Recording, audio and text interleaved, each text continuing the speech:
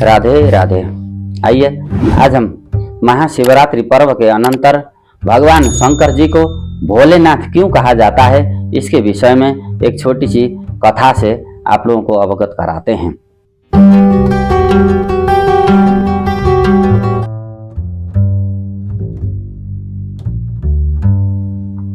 भगवान शंकर जी का एक प्रिय नाम भोलेनाथ भी है और भोलेनाथ का तात्पर्य होता है कि जल्दी प्रसन्न होने वाले। और यह नाम उनको तब पड़ा जब भस्मासुर नाम का एक दैत्य भगवान शंकर जी से मनचाहा वर प्राप्त करने के लिए तपस्या कर रहा था।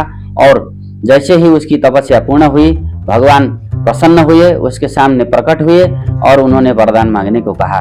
ऐसी स्थिति में उसने जब माता पार्वती जी के साथ स्वयं भोलेनाथ वहां पर प्रकट हुए थे, तो माता पार्वती जी की सुंदरता को देख करके भस्मासुर दैत्य पार्वती जी के ऊपर मोहित हो गया और उसने जो है भगवान शंकर जी से यह वरदान मांगा कि मैं जिस किसी के भी सर के ऊपर हाथ रखूं वह तुरंत भस्म हो जाए।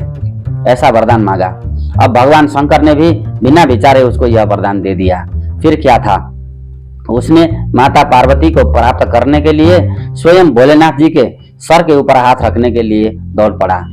जब भगवान भोलेनाथ जी को इस बात का एहसास हुआ कि मैंने तो वरदान देकर के अपने लिए ही मुसीबत मोल ले ली है, ऐसी स्थिति में फिर उन्होंने अपने प्राण बचा करके भागने लगे। तो भगवान शंकर जी आगे आगे भाग रहे हैं, पीछे पीछे भस्मासुर भाग रहा है।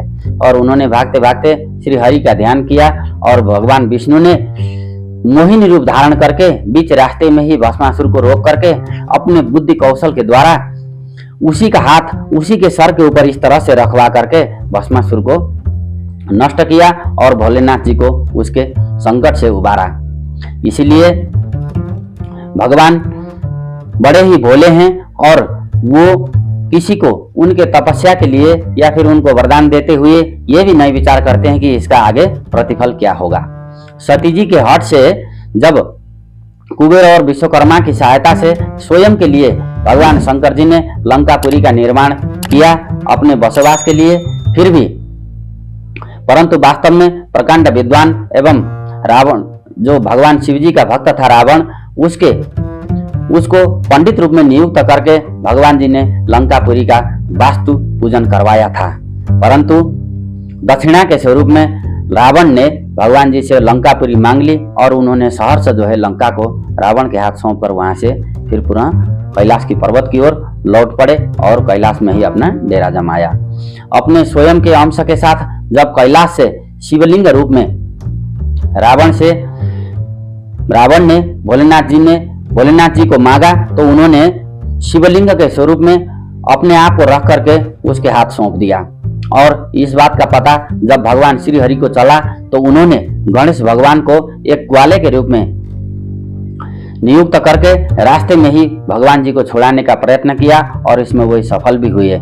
इस कथा से भी यह पता चलता है कि भगवान शंकर जी कितने भोले हैं।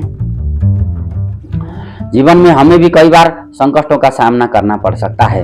जन्म मृत्यु के संघार में जब हम या फिर हमारे कोई भी अपने फंस जाते हैं, तो ऐसी स्थिति में भगवान शंकर जी का महामृत्युंजय मंत्र, जो कि संसार में अति प्रसिद्ध है और संपूर्ण फलों को देने वाला है, ऐसी स्थिति में हम लोग महामृत्युंजय का जाप करते हैं। और खास करके कोई मरणासन्न अवस्था में बिस्तर पे पड़ा हो या फिर किसी बड़े मृत्यु या फिर मृत्यु के बीच में या फिर बड़े भय के बीच में फंसा हुआ हो, तो ऐसे व्यक्ति को महामृत्युंजय का जाप करवाने से वो तुरंत उस संकट से मुक्त हो जाते हैं। और यह परंपरा आज भी हमारे समाज में चल रही है।